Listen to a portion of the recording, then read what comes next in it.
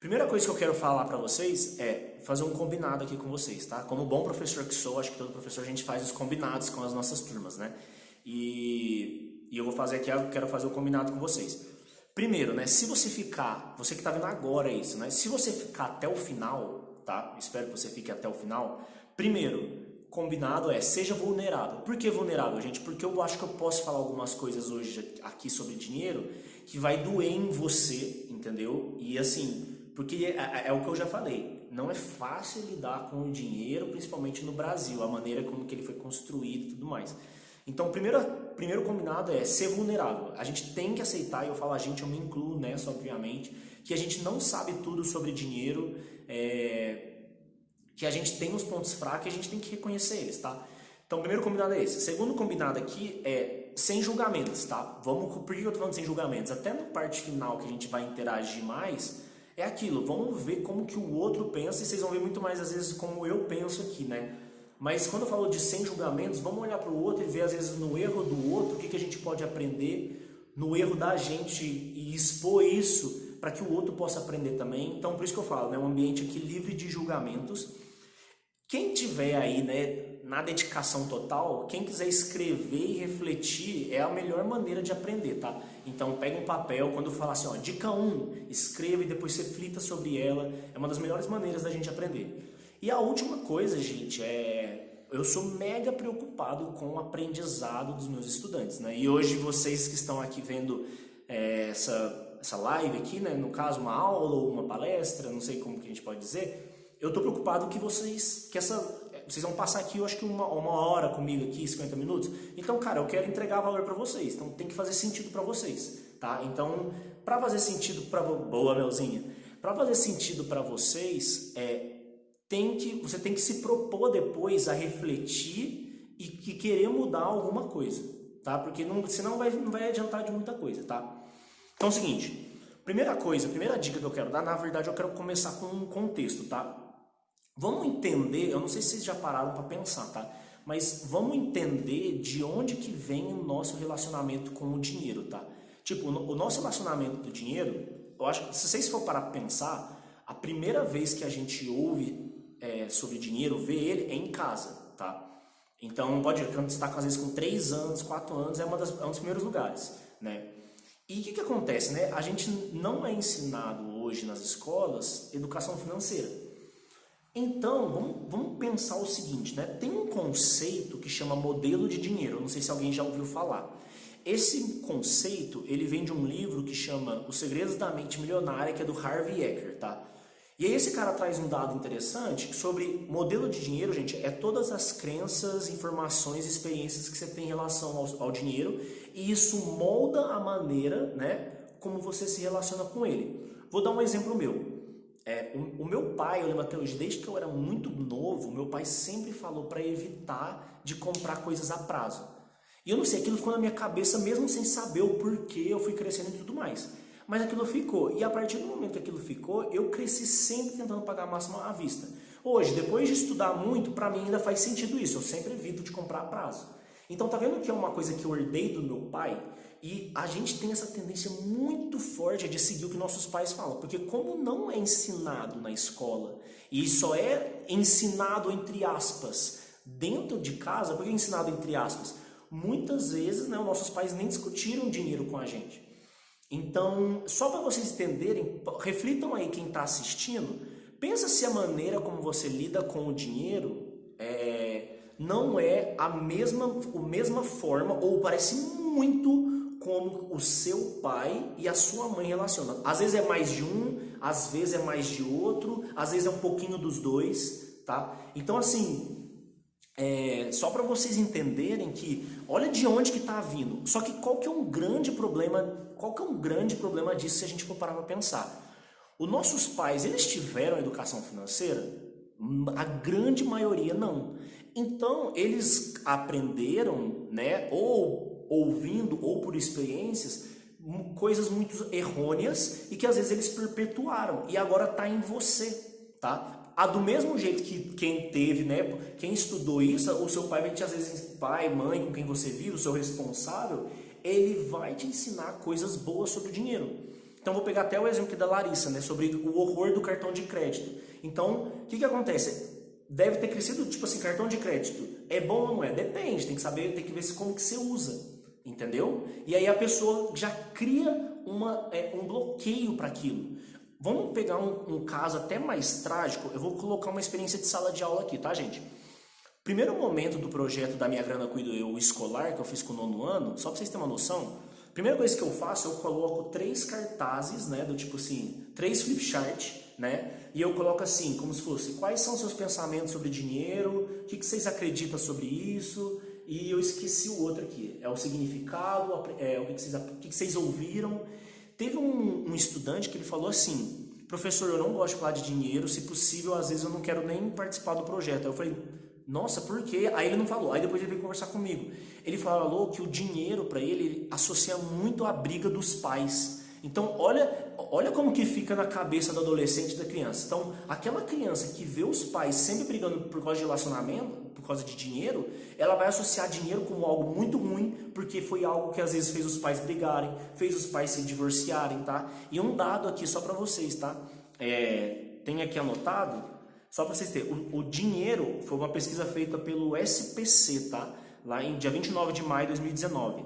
O dinheiro, gente, questões financeiras é a segunda maior causa de divórcio no país, tá? Então isso é só para vocês terem uma noção, e aí eu tô colocando muito no contexto escolar, né?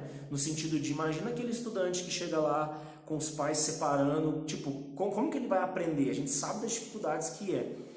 Então é só para vocês entenderem de onde que vem esse relacionamento com o dinheiro, tá? Então, todas as experiências que você tiver, né, todas as crenças que você tiver, faz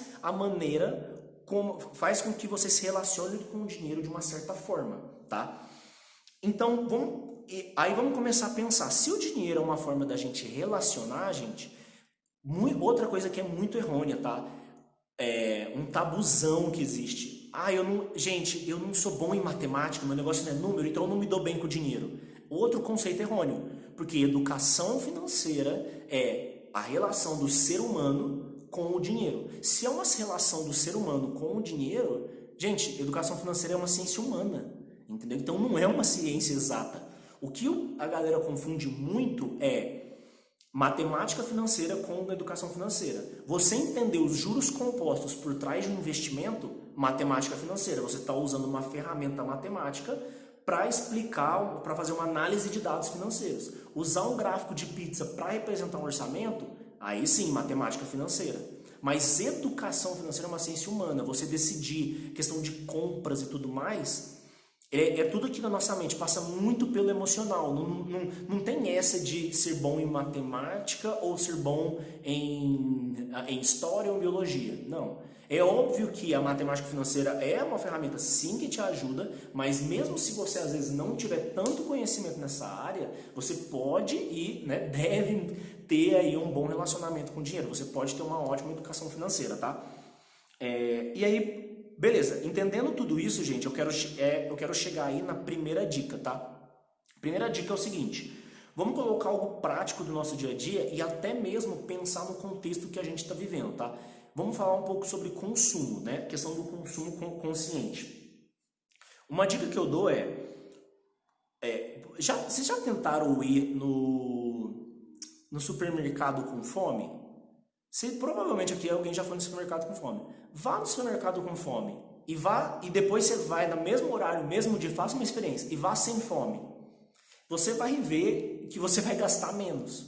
Por que eu estou falando isso? Porque tem certas situações que o nosso corpo, a gente não controla isso. A parte biológica, a parte emocional, beleza? Principalmente, gente, Black Friday também, tá? Que é a ideia de você comprar tudo mais barato. Qual que é a ideia disso, gente? A gente vive numa sociedade que é incentivada a consumir, tá? Então, às vezes, na Black Friday você compra coisa que nem precisa, só por causa do ato da promoção, entendeu? Então, qual que é a primeira dica que eu quero dar, gente? Consumo consciente é igual a foque no necessário. Como assim foque no necessário? Um dos motivos de endividamento, gente, qual que é a diferença de necessidade e desejo? Comer fora é uma necessidade ou é um desejo? É sem dúvidas um desejo, entendeu? Principalmente agora, nessa época de coronavírus, eu acho que é um momento que a gente tem que refletir sobre a forma como a gente está consumindo. Porque, que nem eu falei, olha, muitas pessoas, principalmente quem é profissional autônomo, se a gente for ver, os profissionais autônomos agora, né, teve muitas pessoas que tiveram que se reinventar. Mas teve gente que está muito na baixa por questão de, cara, não está tendo mais a questão do atendimento. Então está sendo difícil para essa pessoa. Se essa pessoa não ressignificar, eu vou dar outras dicas mais para frente, tá? Se essa pessoa não ressignificar a questão do consumo dela, porque agora ela vai ter que dar uma olhada nas despesas variáveis dela, eu vou falar disso também, nas despesas fixas, né? Que é a alimentação. Então, a ideia, principalmente nesse momento que nós estamos vivendo, né? Foque no necessário. Consumo consciente tá na hora da gente olhar o que é necessário pra gente. Eu não sei vocês, tá? Mas, cara, eu acho que tem gente que às vezes tem um guarda-roupa cheio. Assim, tem roupa lá desde 2000 que não tá nem usando. Por que não num momento desse, que tanta gente tá passando uma dificuldade, né? Por que não você fazer uma doação? Você não tá usando mais aquilo. Ou se você às vezes foi do tipo que, cara, perdeu o emprego, por que não você tentar achar um brechó online e vender? Nem que seja mais barato. É isso que eu tô falando. A ideia do consumo consciente a gente tem que focar no necessário, né, nesse momento, tá? E uma coisa também que eu acho que muitas pessoas fazem, e isso é bem difícil, tá? Calma aí, deixa eu lembrar. Lembrei. Tem gente que gasta raiva no dinheiro, tá? Como assim a raiva no dinheiro? Aconteceu alguma coisa, você vai e gasta no dinheiro. Eu sei que é difícil, gente, e eu acho que essa aqui é uma sugestão que eu tenho futuramente. Para mim, educação financeira, nossa, tá muito interligada à educação emocional. Principalmente pelos processos de decisões que acontecem aqui na nossa cabeça, tá? E aí, só uma recomendação de livro também, para quem gosta aí. É uma área que eu estou me aprofundando muito, gente, que é psicologia econômica. É o seguinte, tem um livro que chama Rápido e Devagar, Duas Formas de Pensar, é do Daniel Kahneman. É um cara que ganhou um prêmio Nobel de Economia e ele estuda muito a parte de economia comportamental. Eu não sei se vocês sabem, gente, mas o nosso sistema tem um sistema 1 e o sistema 2. O que é o sistema 1? O sistema 1 é um sistema a curto prazo. Como assim curto prazo? É aquele sistema instintivo. Quando você, por exemplo, aquela compra que você faz sem pensar, é o seu sistema. É como se fosse a nossa parte animal. Entende? Que é aquela coisa que a gente quer muito movida a emoção. Você não gasta quase nada de energia para fazer aquilo. Tá ali, você passou, comprou alguma coisa, nem pensou para comprar aquela coisa, é esse sistema 1.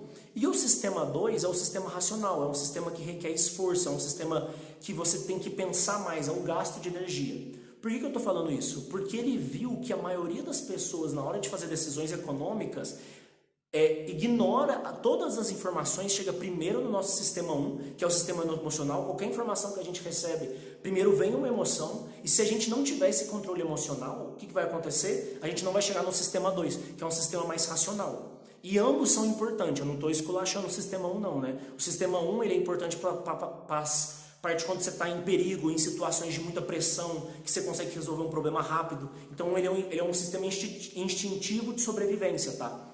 Então é só para vocês entenderem o que está acontecendo na nossa cabeça, entendeu? Então qual que é a ideia? Toda vez agora que for comprar alguma coisa, principalmente agora na quarentena, eu vi alguém aqui falando que está gastando muito com iFood. A questão não é que você não pode gastar com iFood. A questão você precisa gastar com iFood? Essa é uma pergunta, tá? Você tem um dinheiro seu reservado para gastar com iFood ou está sendo algo que não está sendo planejado?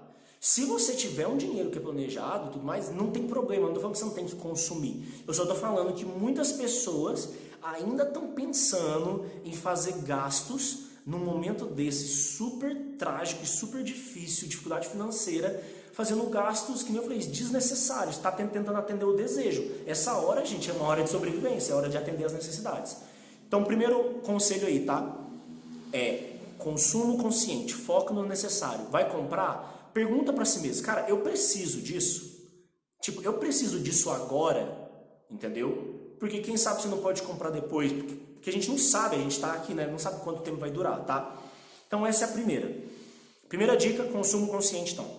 E aí dentro disso, gente, só para ir agora para uma parte mais prática, eu quis dar essa introdução até para vocês entenderem a parte de psicologia econômica. E isso que eu estou falando eu considero tão importante que qualquer mudança efetiva sobre dinheiro, para ela acontecer, tem que ser interna, não externa.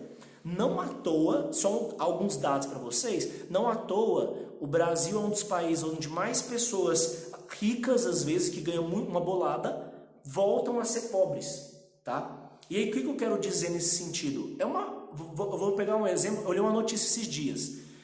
O segundo ganhador do Big Brother Brasil, o Rodrigo Cowboy, hoje teve um momento, hoje que ele não está mais bem de vida financeiramente. Ele foi uma pessoa que ganhou na época 500 mil reais.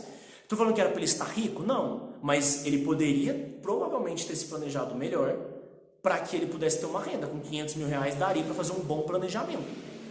E é tão... Isso daí, gente, tem uma pesquisa do Ibope que mostra que ter mais dinheiro, o comportamento em relação ao dinheiro não tem a ver com a renda.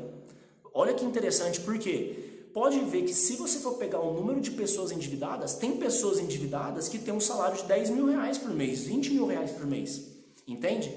Então é só para vocês verem que a questão não é ganhar mais dinheiro, é óbvio que existem alguns casos que são assim, né? Pessoas que ganham tipo o mínimo do mínimo, né? E aí fica muito difícil às vezes de não pegar um empréstimo e tudo mais. Mas eu tô falando assim, a maioria das pessoas que até estão endividadas, né? É esse caso de gastar um dinheiro que não tem e aí elas começam a ganhar mais e é o que acontece? Aumenta o padrão de vida. Então, qualquer mudança para ser efetiva, ela tem que ser uma mudança interna. E eu não vou falar assim só de mentalidade, gente. Tipo assim, não é questão de mentalidade, é a questão de ação, de comportamento. É óbvio que a mentalidade ajuda, tá? Mas é isso. Eu acho que os pensamentos nossos, eles conduzem as nossas ações, mas muitas vezes as nossas ações conduzem pensamentos.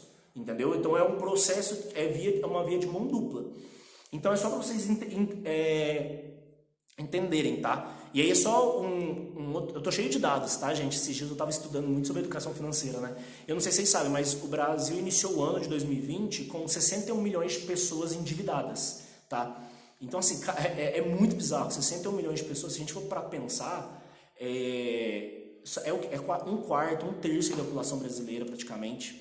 Então, assim, óbvio que existem várias situações aí dentro, mas quantas pessoas não poderiam evitar esse endividamento se elas tivessem aí uma educação financeira? O próprio SPC já mostrou isso, que o quarto e o quinto maior motivo é falta de educação financeira e falta de controle financeiro. Quantas pessoas poderiam deixar de endividar se tivessem educação financeira e controle financeiro, tá? Então, vamos agora para uma parte mais prática, tá? Gente, quando vocês quiserem, eu tô vendo que a galera tá fazendo os comentários aí, pode fazer, porque às vezes eu peço um aqui que faz eu lembrar alguma coisa e tudo mais, tá? Então, uma parte mais objetiva, tá, gente? Vamos entender agora o que é planejamento financeiro, tá? Que aí vai ter muito a ver com a segunda dica. Primeira coisa que eu acho que uma pessoa tem que fazer para organizar finanças, que nem eu falei, eu tô indo até por uma ordem como se fosse cronológica, do tipo, primeiro, vamos entender quem nós somos em relação ao relacionamento com o dinheiro, ter esse consumo consciente, eu acho que essa é bem importante. Depois dessa, eu diria, fazer um planejamento financeiro, tá? Planejamento financeiro é o seguinte, não é você sentar a bunda e ver quanto que você ganha e quanto você gasta. Uai, não é não? Eu sempre aprendi assim, é só ver quanto que eu ganho, quanto que eu gasto. Não. Gente, planejamento financeiro ele é tão importante, mas tão importante, que se eu pegar o planejamento financeiro de alguma pessoa, né, e ver aquilo ali, vamos supor que eu vejo uma pessoa que ela coloca lá, que ela separa um montante para viajar. O que eu já consigo ver ali? É uma pessoa que gosta de viajar. Isso é óbvio mas eu quero mostrar para você que o planejamento financeiro, quando você vai fazer ele, você vai considerar suas emoções, suas prioridades, seu desejo. Então, falar de planejamento financeiro é falar da sua própria vida. Então, eu não gosto eu acho que as pessoas subvalorizam demais um planejamento financeiro, achando que é só ver quanto que eu ganho, quanto que eu gasto e anotando. Não, cara, você tem que entender quais são seus desejos, suas prioridades naquele mês, na sua vida. Então, assim, isso é um planejamento financeiro. Uma pessoa que não tem planejamento financeiro, muito, muito, muito provável, qual que é a mensagem que ela já me passa? Que ela é negligente em relação ao dinheiro. Essa já é uma mensagem que para mim que é muito provável dela passar, tá? E aí, por que eu tô falando? Então, o que é um planejamento financeiro? É isso. É você olhar suas finanças, organizar suas finanças, considerando todos esses fatores que eu disse. Considerando os seus gastos, considerando seus desejos, suas emoções, suas prioridades. E aí sim você vai alocar da melhor maneira possível os seus gastos, tá? Então, como que vocês vão fazer, tá? Outro dado aqui, tá? Para chocar também.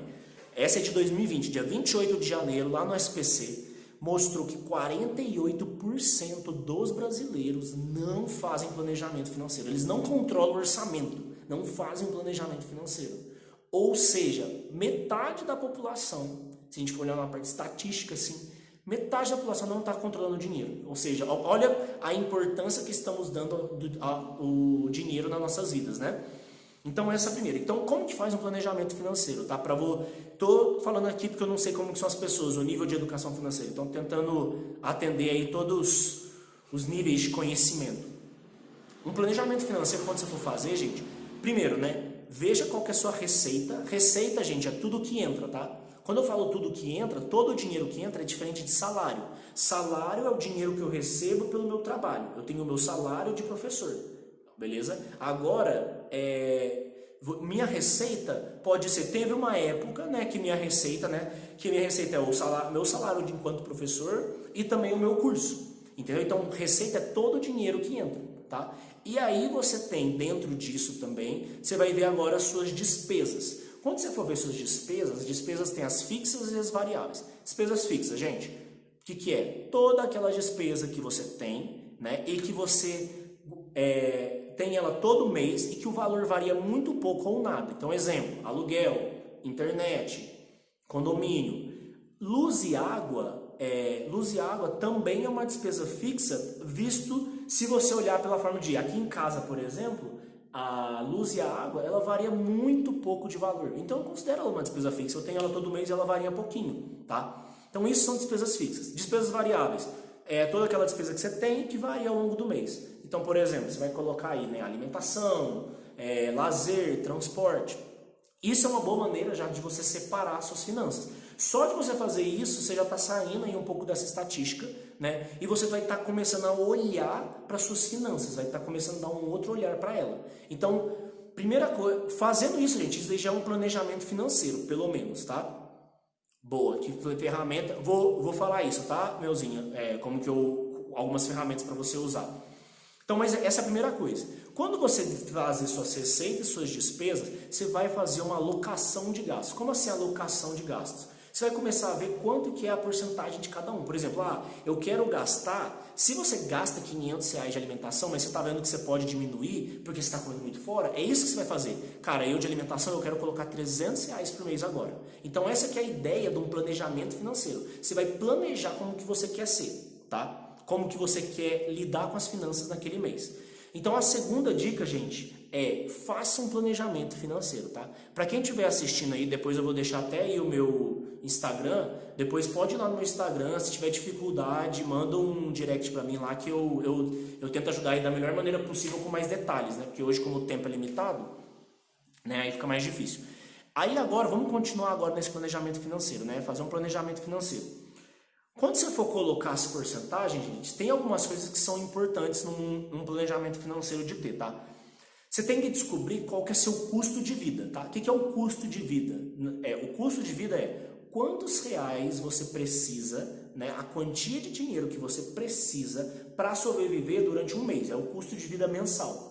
Então, por exemplo, eu posso ter, né, uma renda, eu posso ter uma receita de 3 mil, eu posso ter o salário de 2 mil e eu posso ter um custo de vida de 1.000. Ou seja, essa que é a ideia. Então, meu custo de vida é R$1.000. Então, beleza, eu descobri meu custo de vida, tá? Isso você vai chamar de despesas essenciais. Veja quantos por cento que está aí as suas despesas essenciais, tá? O ideal, não o ideal, né? O mais recomendável possível é que ela fique aí em torno de 40% a 60%. Então vamos colocar, seria o ideal que sua despesa essencial, seu custo de vida, seja 50%. Já digo uma coisa, tá? Quando vocês forem fazer isso, muitas pessoas que forem fazer isso, provavelmente vão falar, cara, não tem como a minha ser 50%. Muitos casos realmente não, mas muitas vezes tem, gente. Porque é aquilo, você vai ter que ver em questão quantas vezes você está saindo por mês, tipo, quais são os alimentos que você está comprando, né? Então, quais os gastos essenciais, alimentação, quais planos que você está assinando. Muita gente, às vezes, assina 1 milhão de assinaturas, tem 1 milhão de assinaturas, mas não usa 3 delas. E aí tá lá, gastando dinheiro à toa, tá? Então a ideia é fazer essa revisão de gastos, para que fique aí nessa porcentagem de 50%, 60% de despesa essencial. O resto, quando eu falo 50%, 60%, só para vocês entenderem, é 50%, 60% da sua receita, de quanto você ganha, é ideal que seja alocado para esses gastos essenciais. Se você conseguir isso, vai sobrar aí 50, de 40% a 50%. Onde você vai alocar isso? Tá? Aí você pode alocar isso. Se você não colocou lá despesa essencial, o lazer, você tem que colocar uma porcentagem para o lazer, né? Coloca 10%, 20%. Aí agora é hora de você conversar com você mesmo e ver qual é a quantia que você quer e qual é a quantia que seu estilo de vida permite. Eu já conheci gente que o lazer da pessoa era 40% da receita. Então a pessoa saía sexta, a pessoa saía sábado, a pessoa saía domingo, comia fora segunda, comia fora terça, aí vai ficar um pouco difícil, né? Então é só para vocês terem uma noção. E aí essas outras porcentagens, gente, eu vou colocar aqui 2 coisas como essencial para vocês, que uma é proteger o seu presente, tá? Então o que é proteger o presente? Eu acho que é uma coisa que muitos aí já devem estar cansados de ouvir, mas não tem como não enfatizar isso, principalmente agora. Ter uma reserva de emergência, tá? Então, ter reserva de emergência, o que é uma reserva de emergência? É um dinheiro que você vai utilizar, tá? Somente para casos emergenciais. Um curso online que você quer muito fazer, tá com promoção, é uma reserva de emergência? Não, tá? Um livro que está super desconto, é uma reserva de emergência? Não também. Por que eu estou falando isso? Porque às vezes a pessoa confunde, por incrível que pareça, a nossa emoção ali é maior. Então, você tem que pegar a reserva de emergência, é para agora. Exemplo, se você, espero que quem esteja assistindo aí, ninguém esteja desempregado e tudo mais, mas se você está desempregado, a sua renda caiu, a reserva de emergência é para ser usada agora, gente. Nesse momento que a gente está vivendo uma emergência, tá? Como que você vai construir uma reserva de emergência, tá? O ideal é você ter uma reserva de emergência que equivale aí de 3 a 6 meses. 6 meses é o mais seguro, tá? 6 meses do seu custo de vida. Se meu custo de vida é R$1.000 hoje, eu tenho que ter pelo menos uma reserva de emergência Nossa, tem um mosquito gigante aqui, peraí. Pronto, foi mal. Então você tem que ter uma reserva de emergência.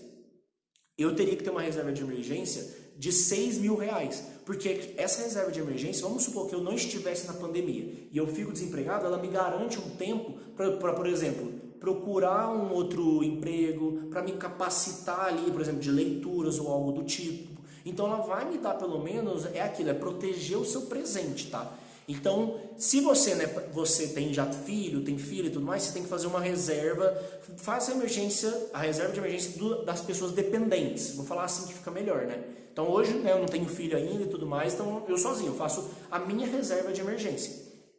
Então, essa que é a ideia, você vai pegar, fazer o seu custo de vida multiplicado por 6. Esse é o dinheiro que você tem que ter. R$6.000, nossa Gui, eu não vou conseguir R$6.000 de uma vez, do nada. Realmente, você não vai conseguir isso do nada. Mas você pode ir sempre alocando um pouquinho para a reserva de emergência. Então lembra que eu falei que tem que sobrar aí o quanto você conseguir sobrar? Então, por exemplo, eu ia falar isso aí agora, tá maluco?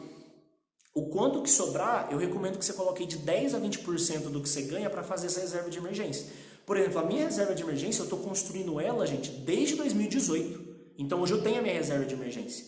Porque você não vai conseguir ela do nada. E é isso, gente. Reserva de emergência, por favor, gente. Por favor. Se você não tem reserva de emergência, faça. É algo muito necessário. É sério. Onde que é o conselho guardar, tá? A gente tem que entender a característica da reserva de emergência, tá? A característica da reserva de emergência é um lugar que tenha liquidez alta. O que é liquidez alta? Facilidade de eu retirar aquele dinheiro. Porque se acontecer uma emergência, eu preciso daquele dinheiro, eu tenho que pegar ele rápido. E onde tenha um risco muito baixo. Você não quer arriscar perder. Essas são as 2 características principais. E a terceira que eu coloco como uma coisa boa é você tentar achar uma rentabilidade que ela possa render pelo menos a inflação, pelo menos a mesma taxa que a inflação. Então, por exemplo, gente, poupança é uma boa? Não é bom, tá? A poupança hoje, nesse exato momento, por incrível que pareça, ela está rendendo um pouquinho a mais que a inflação, do que a meta da inflação está para ser esse ano. Só que você tem um lugar mais seguro que a poupança, que é, por exemplo, o Tesouro Direto, que é você investir no Tesouro Nacional. O Tesouro Nacional, gente, é o governo. É considerado o Tesouro Selic, ele é um que ele não tem rentabilidade negativa, tá? Então ele tem liquidez alta, um dia útil para você conseguir pegar aquele dinheiro, tá? Ele é super seguro porque ele é garantido pelo Tesouro Nacional, que é o caixa do governo. Então é só você pensar, o que é mais fácil? A Caixa Econômica quebrar primeiro ou o governo quebrar? Qual que é mais fácil de quebrar primeiro? Provavelmente a Caixa vai quebrar antes do governo, né? E é aquilo, né? O governo ele tem o poder de emitir papel moeda, então muito difícil ter um calote no Tesouro Direto. Para vocês terem uma noção, isso nunca aconteceu. E aí tem um tesouro que chama Tesouro Selic. Ele é o bem ideal para você conseguir fazer sua reserva de emergência, tá? Porque ele tem rentabilidade diária, entendeu? Todo dia ele rende um pouquinho, ele não tem rentabilidade negativa, beleza? Então, terceira dica de hoje, tá? Tenha reserva de emergência. Pelo amor de Deus, faça uma reserva de emergência. E aí, só continuando, aquela outra porcentagem que eu falei, uma de proteger o seu presente e o outro, gente, proteger seu futuro, tá? O que eu falo de proteger o futuro? É achar um lugar, você começar a investir já na sua aposentadoria particular. Outro dado aqui, tá? Somente, essa é do dia 19 de março de 2020, né? Uma pesquisa feita pelo SPC mostrou que somente... acho que foi pelo Banco Mundial, tá? Dados do Banco Mundial. 3,64% só dos brasileiros que economizam para aposentadoria. Então, gente, é economizar para fazer uma aposentadoria a longo prazo, tá? E aí a característica dela é colocar num lugar onde possa render igual a inflação. Aí tem um tesouro que chama Tesouro IPCA. Aí eu vou correr mais aqui porque eu quero responder mais dúvidas, tá? Então essa é a terceira, tá? Agora, Mel, vou responder lá da questão das ferramentas. Temos aqui o consumo consciente, fizemos uma parte mais subjetiva, falei do planejamento financeiro e a importância, a reserva de emergência. Como que você vai controlar isso, tá? Você pode fazer igual um método mais antigo, que é você pegar um livro caixa e anotar tudo. O outro, gente, você pode chegar e usar algum aplicativo para se controlar financeiramente. Então eu vou indicar 4 aplicativos, tem 5 já que eu posso falar, tá? Eu uso Minhas Economias, que é um muito bom, muito fácil de utilizar. É aquilo, gente, virou um hábito. Em 4 segundos eu gastei alguma coisa, eu já vou lá, coloquei que eu gastei. E aí vai controlando. Ele faz um gráfico para ver quanto você está gastando, quanto que você já gastou e tudo mais, tá? E tem o Mobius, tá? Tem o Orçamento Fácil, tem o Guia Bolso e tem o Mobius, Minhas Economias, Organize, o Orçamento Fácil e o Guia Bolso, tá? Então esses são alguns aplicativos. Fabiana, é difícil, mas é possível. Vou dar uma dica aqui agora, tá? Para vocês terem uma noção. Porque muita gente pensa assim, cara, eu não tenho como economizar e tudo mais. Muitas situações realmente é muito difícil, mas geralmente, gente, para vocês terem noção, o Tesouro Direto você pode investir com R$35, tá? Como que você vai fazer isso, tá? Mel, uma ferramenta aí para você que perguntou é usar esses aplicativos. Outra coisa que um educador financeiro que eu gosto muito, que chama Eduardo Amuri, que ele fala é o seguinte: se você não gosta de ficar anotando toda hora, todo momento, você pode fazer um planejamento semanal. Como assim planejamento semanal? Faz como se fosse seu custo de vida semanal e controla aquilo. Então você sabe que por semana você só pode gastar R$300. Então você vai sempre controlar, ou seja, R$300 contando lazer, contando alimentação. Então isso é uma alternativa para quem não quer ficar toda hora anotando quanto está gastando no aplicativo. Eu gosto mais do outro, porque o outro para mim me dá mais um senso de importância no dinheiro, eu me sinto mais controlado. O segredo de um bom planejamento financeiro, gente, não é a questão das porcentagens, nada. O melhor planejamento financeiro é aquele que te dá a sensação de poder e controle. Ele tem que fazer sentido para você. Você tem que olhar para ele e não sentir dor. Ele não pode ser algo complexo, tá? E aí uma dica que eu dou, que esse é um dos conceitos mais valiosos que eu já aprendi até hoje, gente, é pague a si próprio primeiro. Como assim? Como que geralmente as pessoas fazem? As pessoas recebem o salário, toda a renda, né, a receita e falam: se sobrar algum dinheiro esse mês, eu vou doar ou eu vou investir. o que acontece? Não sobra. Por quê? Porque a gente é exposto a consumir a todo momento, é difícil controlar, os nossos amigos nos chamam para fazer coisas e a gente tem uma dificuldade para dizer não. A gente gasta algumas coisas aí na alegria, como o Larissa falou, às vezes na raiva. Então, o que tem que fazer? Receber o seu salário, vamos falar mais até do salário agora, ou de qualquer trabalho, qualquer renda, né, que você receba a receita. Ninguém merece mais esse dinheiro do que você, tá? Então, o que você vai fazer? Primeiro, você vai se pagar. Como assim se pagar? Ah, eu vou separar dessa vez R$ 100 para eu colocar no meu fundo de emergência e 50 para aposentadoria. Pronto, eu recebi meu salário, já separei isso. Esse dinheiro não me pertence mais, pertence à minha reserva de emergência e minha aposentadoria. Então, depois você faz o quê? Paga as contas, depois você vive o mês. Então, esse é um segredo que geralmente se aplicar, viu, Fabiano? Você que falou aqui da questão da economia, se aplicar essa ideia de pagar a si próprio primeiro, geralmente dá muito certo, porque aí você vai olhar para suas contas, para suas finanças e vai ver que é aquele dinheiro que você tem para aquele mês, tá? Então, quarta dica de hoje é pague a si próprio primeiro, tá? E a última dica aqui, né, para eu abrir aí para as perguntas e tudo mais, é o seguinte, gente. Não foquei tanto aqui em investimentos, porque essa quinta parte eu quero vou abranger muita coisa, tá? Vocês já perceberam que, por exemplo, né, o Ensina Brasil, todas as ONGs, todas as escolas, todas as empresas, todas as instituições têm um setor financeiro. Por que tem um setor financeiro? Porque é importante. Agora, pergunto para você, como é que está o seu setor financeiro? Por que eu estou falando disso? A gente trabalha num lugar que às vezes tem o setor financeiro, só que a gente não tem o setor financeiro na nossa vida. A gente é muito negligente com o setor financeiro na nossa vida. A gente investe muitas vezes, né, investimento. O que é investir? É você aplicar algo agora para ter um retorno futuro. Você investe em conhecimento, né, desenvolvimento pessoal, fazendo curso e tudo mais. Você investe na saúde, fazendo uma academia, se alimentando melhor. E o investimento na sua saúde financeira, como é que tá? Por que eu estou falando isso?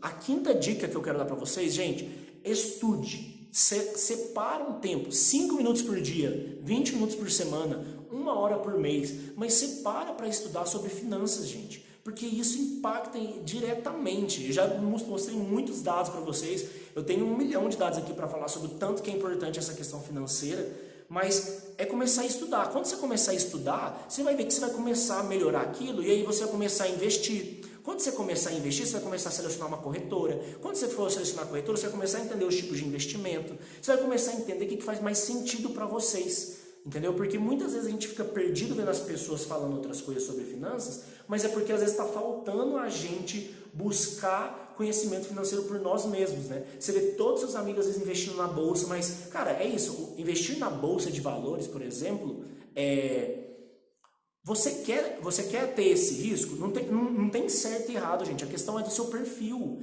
E a pessoa se sente, às vezes, culpada de não estar investindo na bolsa. Não. Entenda primeiro como que você se relaciona com o dinheiro. Organiza as finanças, organiza a casa primeiro, para aí sim você começar a preocupar com essas coisas, tá? Então, para encerrar, gente, retomando as 5 dicas para vocês, tá? Consumo consciente, foca no que é necessário. Segundo, planejamento financeiro não é só sentar a bunda e ver suas finanças, é você considerar suas prioridades. Então, faça um planejamento financeiro. Tenha uma reserva de emergência, independente da situação, mas essa situação que a gente está vendo é uma reserva de emergência. A reserva de emergência poderia ser utilizada agora. Quarto, seria pague a si próprio primeiro. Ninguém merece mais o dinheiro que você recebe do que você mesmo.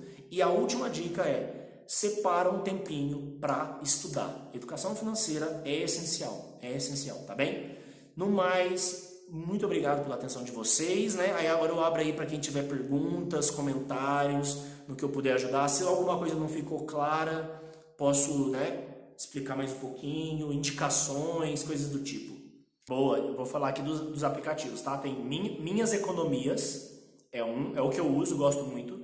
Tem um que chama Mobius, 2 L's no final. Então, eu sugiro o Minhas Economias, eu gosto bastante. Mas Mas é isso, é o que eu uso, né? Então tem uma tendência aí, né? É Maiguarieiro. Então, tem o Mobius também. Uma coisa também que eu sugiro, gente, que aí vai te ajudar, tá, Mai? Eu acho que vocês devem conhecer a Nath Finanças, né? Ela, né, que ela é uma educadora financeira, né, focada para educação de baixa renda, sou fãzão dela, e ela tem um vídeo no canal dela, tá, que ela fala um pouquinho de cada aplicativo, beleza? E aí eu também lá no meu canal no YouTube, eu vou fazer ainda um vídeo sobre isso, tá, sobre os aplicativos, eu vou meio que baixar todos para gravar tudo certinho. Mas é isso, ó, Minhas Economias, Mobius com 2 L's no final, Organize, se eu não me engano esse Organize tem 2 E's, Orçamento Fácil e Guia Bolso.